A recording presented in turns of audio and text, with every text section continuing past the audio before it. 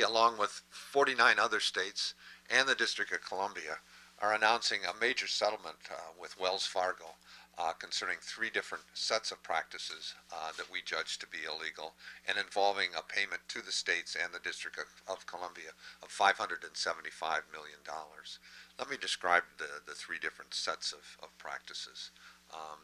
The first one, and the most significant in terms of the range of effect on consumers, was the unauthorized accounts that has received a fair amount of publicity over the last few years.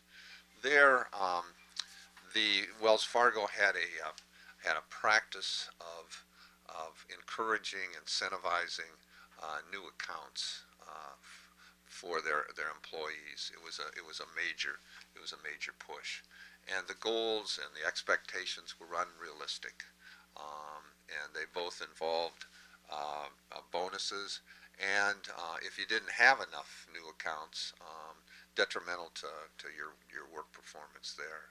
So when those goals and expectations exceeded what was practical and reasonable, then the inevitable happened, and that was that they made up accounts.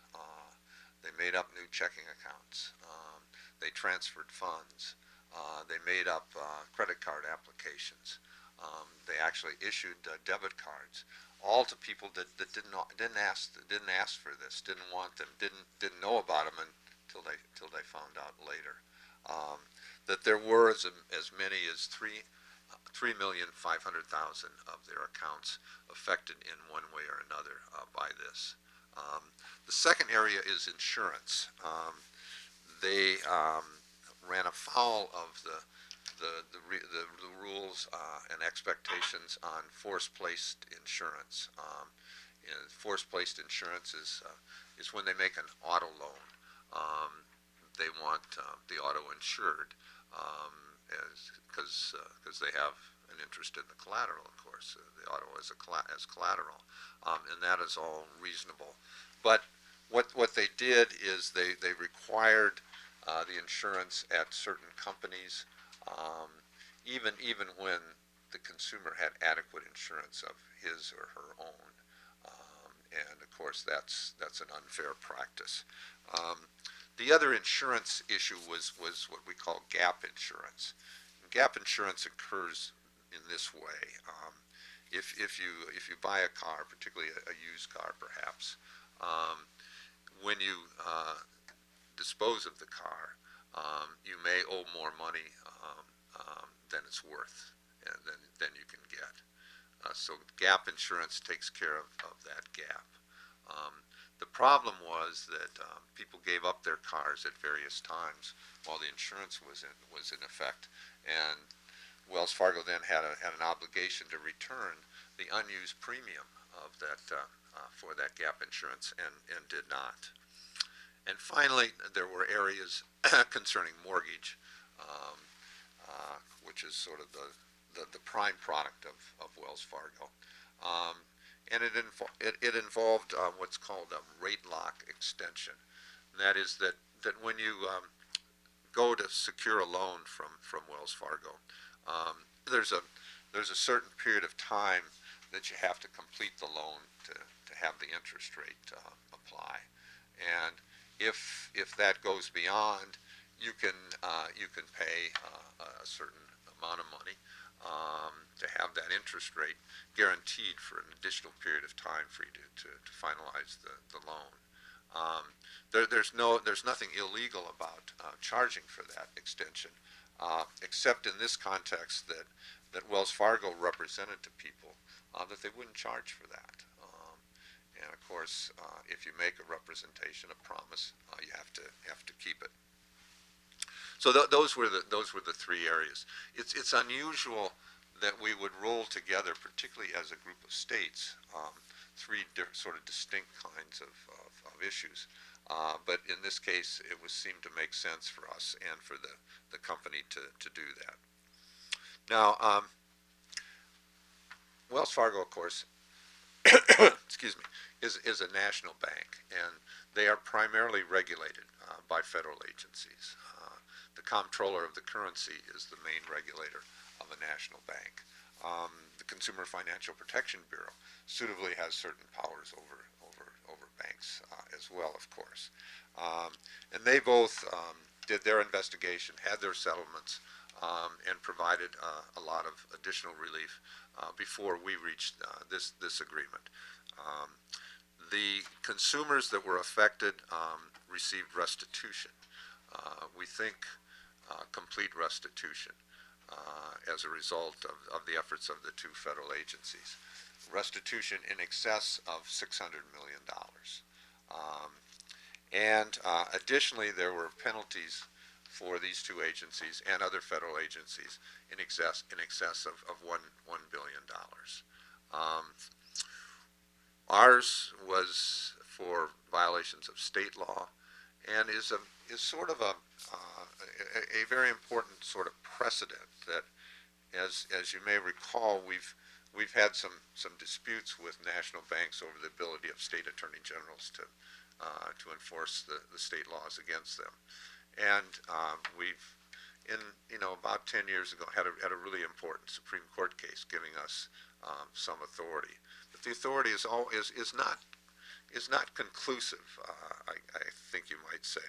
So for us to enter into this agreement, a voluntary agreement, is an important precedent for the authority of state attorney generals to enforce state laws, particularly state consumer protection laws, against national banks.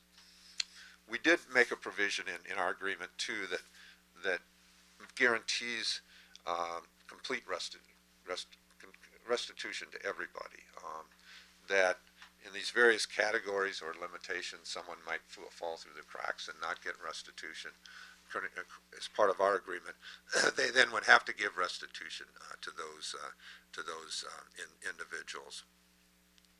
Iowa's share of the $575 million is $6.18 million dollars, and that's calculated mainly on the number of transactions and potential violations in Iowa, plus some additional money because Iowa was one of the 5 lead states in negotiating this agreement. And Patrick Madigan was our person that was one of the really two sort of main leaders of the 5. And Patrick was the lead assistant attorney general on the very significant bank mortgage settlement back in 2010, and used his skills and from honed in that case to work with some of the other people that he worked with in that case, especially the state of Connecticut. So Patrick, what would you like to add here as a result of your work and this settlement? Yeah, come on up here. Okay. Well, thank you very much. First of all, I'd just like to thank Attorney General Miller for his leadership in this case and on this issue going back to the national mortgage settlement. I'd also like to thank our colleagues in Connecticut who were the overall lead on this multi-state. And I think there are 2 messages that I would just simply re-emphasize that Attorney General Miller has already mentioned. One is that state attorneys general are on the case. If you engage in significant misconduct, we will engage and we will hold you accountable if you are a national bank or otherwise. And second is the power of incentives. Human behavior is often driven by incentives. This is a theme that I have seen in my time in this office, and this case is a demonstration of that the incentives that were put in place by Wells Fargo drove employees to engage in very substantial misconduct, and that we would urge all companies, banks and otherwise, to take a look at your incentives and how are you, incentivizing your employees to act, because it has real-world consequences as demonstrated by today's settlement. Okay, thanks, Patrick. Thank you. Any questions anybody has? Patrick, could you say spell your name for us real quick? Sure. It's Patrick, Patrick, Madigan, Madigan. Yes. To narrow in on Iowa consumers that were directly impacted, what did you see here in the state? Well, what we saw really in Iowa and elsewhere was a pattern of conduct that really violated the law. And the big one was the unauthorized accounts that, as Patrick mentioned, was brought about by the incentives to sign up new customers that weren't there. They didn't want to be new customers. And a real surprise among the customers that they had a new account or they had made a credit card application. Do we have a number on how many Iowans were specifically impacted by those unauthorized accounts? Yeah, do we have anything on that, Patrick, or an estimate? So the numbers are we do have numbers, but some of them are we're not able to disclose at this time. But in general, about 1.1% of the total national violations occurred in Iowa. You know, slightly higher than our population, which is slightly under 1%, because of a pretty heavy presence of Wells Fargo in our state. I guess talking on the presence of Wells Fargo in our state, does this have anything to do, this settlement and then the federal settlement having to do with the layoffs here in the state at all? And Yeah, I don't think that the settlements have an effect on the layoffs. I think that there's just a lot of other factors that have been involved. The mortgage market has changed a lot. Quicken loans have come on very strong. So I don't think the settlements would affect the layoffs. With Wells Fargo having such a heavy presence here, did it make it any more challenging, or did it make it easier to negotiate with them?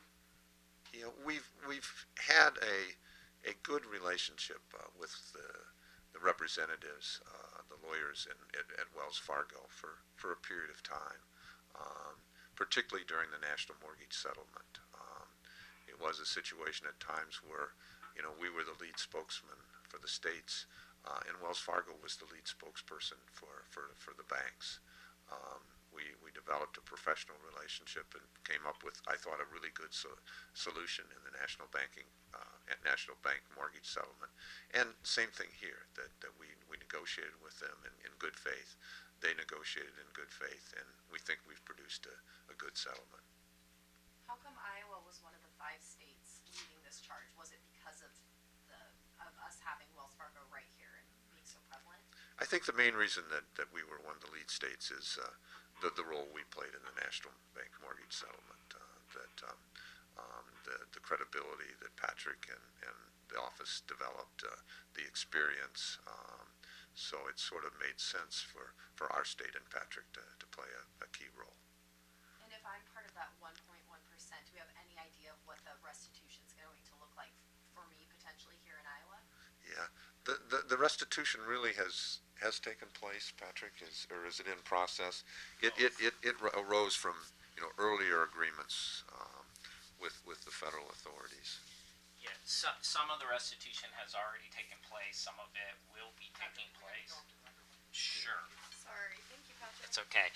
Some of the restitution already has taken place. Some of it will take place in the future. And then, as Attorney General Miller mentioned, we also put into place this safety net concept so that if there are any people who fall through the cracks pursuant to our settlement, those people will be captured. But Patrick, people here in Iowa could be getting a slice of the pie. Well, absolutely. Some of them already have, and some of them will be. I want to make sure I understand how much money we're talking about here, because you've referenced that there are these separate federal investigations. So you're mentioning, you're noting the $575 million. That is separate from the $600 million or the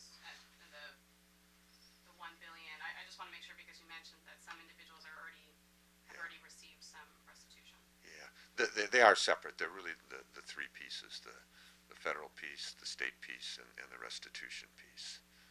And some further numbers on on the restitution is for the force placed insurance is $385 million. For the gap insurance, 37 million, and for the rate lock extension and mortgage, it's 100 million. And then the rest would have been primarily, excuse me, on the unauthorized accounts. That, you know, on the unauthorized accounts, there wasn't a lot of actual damage. That the real problem there is that the surprise and the misuse of the account rather than out-of-pocket loss. I know Wells Fargo is going through a big kind of revamp marketing scheme to try to bring trust back with consumers after this all went down. Is there anything that consumers should know from the Attorney General's office in terms of, you know, regaining trust with Wells Fargo?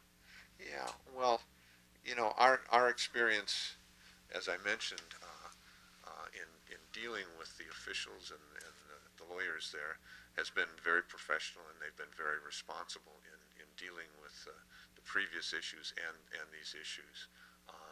You know, how people you know would feel about Wells Fargo at this point is something that they have to decide themselves. But you know, we would say that our dealings were professional. The settlement that has been entered into, we think, is a good settlement for people to go forward.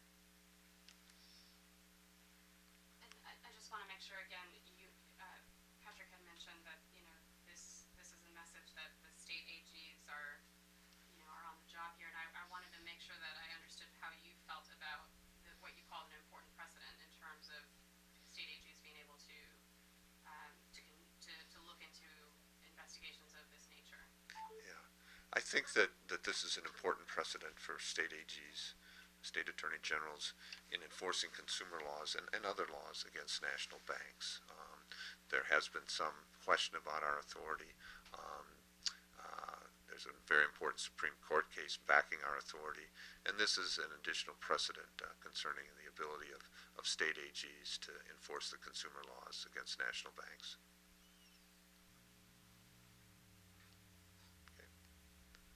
Okay. Mr. Miller, Oh, this yes. is Page at KCRG over at Cedar Rapids. Yes. How are you doing? I'm doing well. How are things in Cedar Rapids? They're pretty gray, but they're not too bad. So the Iowa Sheriff says is going to go to the State Consumer Education and Litigation Fund. What exactly is that? What will the money be used for, and how will the money be kept track of to be sure that that's being used properly? Yeah, the money will be used largely to fund the consumer protection activities of our office. The state general funds do not fund our consumer protection work. It's cases like this that fund the consumer protection activities of our office. Additionally, in recent years, the legislature has authorized us to use some of the money from this fund to support our criminal divisions in the office, our area prosecution unit and our criminal appeals division, up to $1.5 million a year.